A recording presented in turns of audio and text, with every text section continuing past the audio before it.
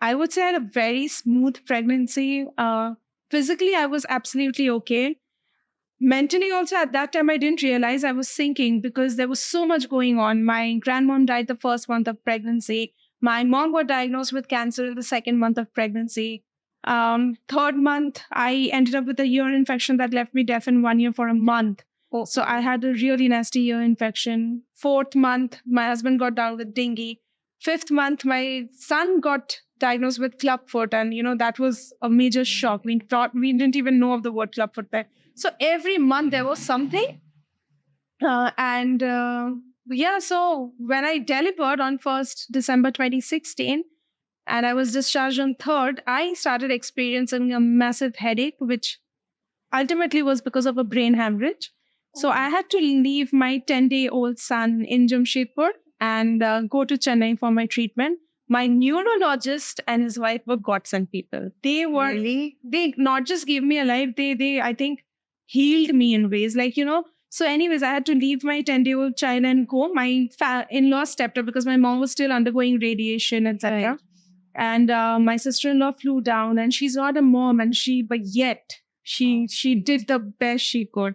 I keep telling God myself bless her. that you have another Mother. mom-like figure. Yes. Right. Yeah, I keep wishing her every Mother's Day I wish her. So Yeah. another sister-in-law, she's a mother. She also came down and helped. So my in-laws really backed me up. My mother-in-law, my father-in-law was 70. He came with me to Chennai. So I had extremely strong emotional backing from my family, Right. particularly my in-laws at that time. And I went to Chennai. The doctor confirmed I had a brain hemorrhage, and I was one of those lucky ones who went there without a cerebral attack.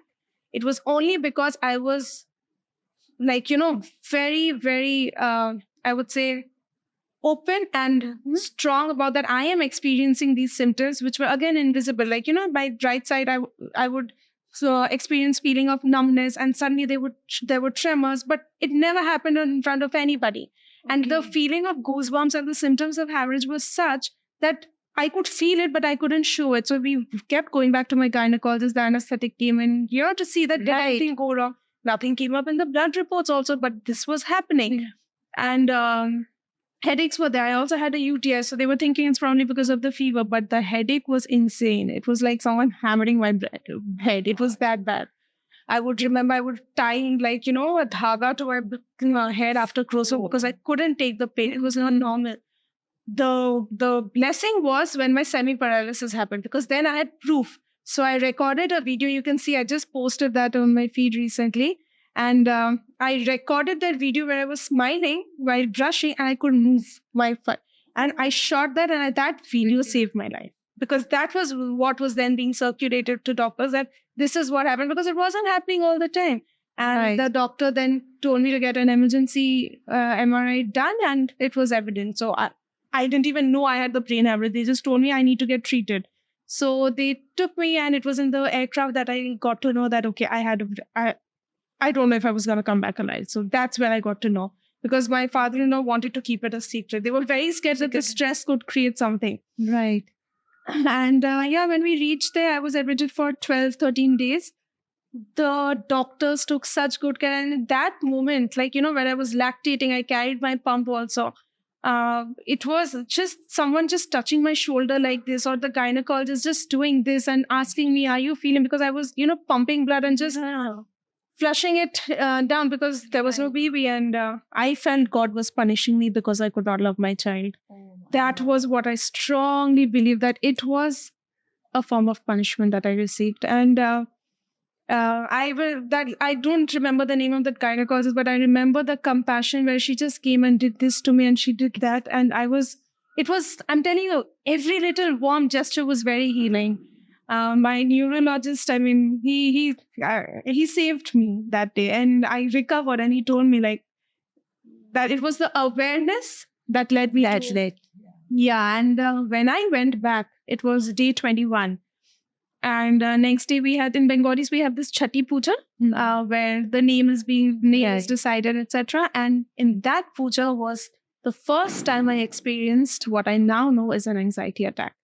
I carried the baby, and there was too much discussion about his name.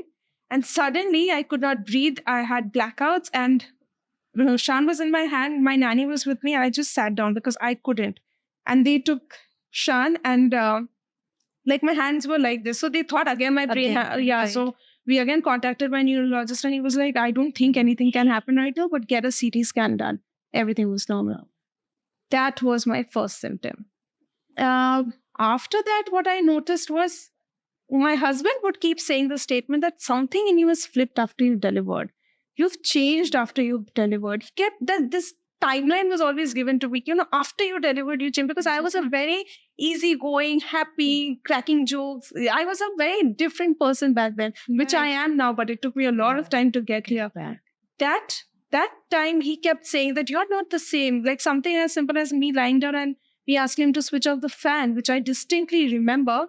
And he's saying, he just getting up on the bed, he was like, you do it.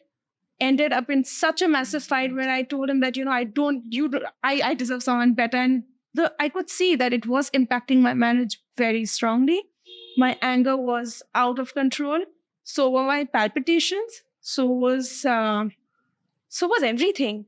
I could not bond with my child. It felt like everyone was at war with me, where everybody was trying to support me. Everybody from, deboning a fish to feeding me to everybody doing my laundry, hiring help so that I don't have to do anything. They were doing it, but it felt like everyone was like, conspiring against me. And I think seemed enough to you at that time. Nothing made me happy. It was a different level of sad. I have never experienced that kind of sadness. It is unreal. I keep telling everybody I was possessed. That's the explanation I can give. I just felt like I was possessed. Anything that I felt didn't feel like me. And my behavior was hurting my husband. I love my husband to fix, but I could see my behavior hurting him, but I could not do anything about it except for apologize. And we just didn't know what was happening. But the turning point was when I started feeling the same thing about my baby. Like it was 5 months, 6 months, and I see others how they are, being so joyful. I could not feel that joy. I lived a dual life for 8 to 9 months where I was happy on the outside, but inside I wanted out. I still don't know whether I wanted out of the relationship, the motherhood thing, or life. I didn't know. I still don't know that. But I hated waking up in the morning. I hated. I would look forward to the time where the day would be over and I would just go to bed thinking, it's over. I'm done with the day. It wasn't the hard work that I was not comfortable with. It was the feeling, not knowing what I was feeling. That was even harder. That I didn't know what to say. My husband didn't do anything to irritate me. My son didn't do anything. But why was I feeling like that?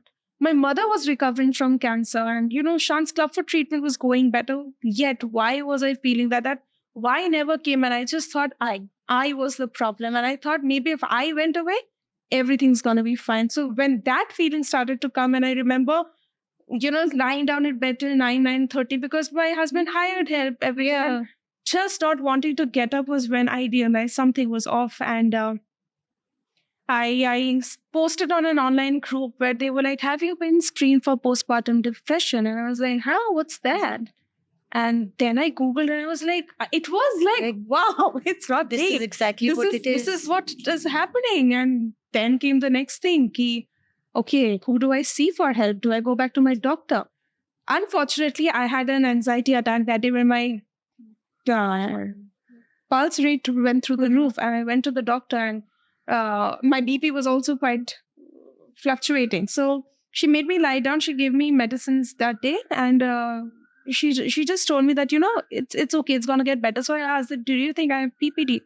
That was the time when she was like, ऐसा हो जाएगा, ठीक हो जाएगा, इतना कुछ नहीं है. So, So this was a general practitioner or a this was a gynecologist. And that happened. And I was like, okay, then it's maybe not PPD. Maybe it's me. So again, this was month 7, I think. My son had just been admitted, not admitted. My father-in-law was admitted in the hospital.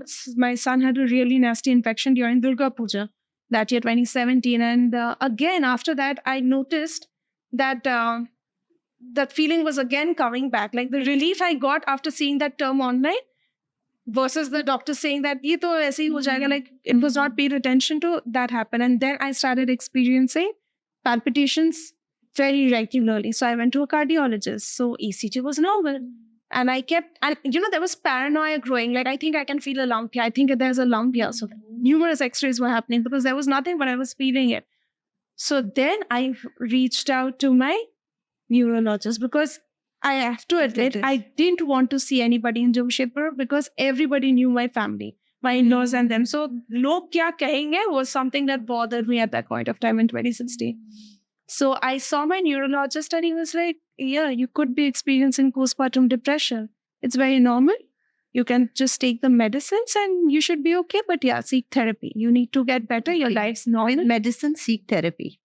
Yeah, Okay. therapy was, and his wife was someone, I didn't have the courage to take an appointment with a therapist then, but his wife would keep talking to me, keep telling me how normal it was, that how brave I was and what a good job that I was doing. And slowly it got better. Things started to feel better. Initially, I hesitated towards medication. I tried the homeopathic way and I felt better, but later on, I could see other symptoms were coming back. So I took antidepressants and it gave me my life back.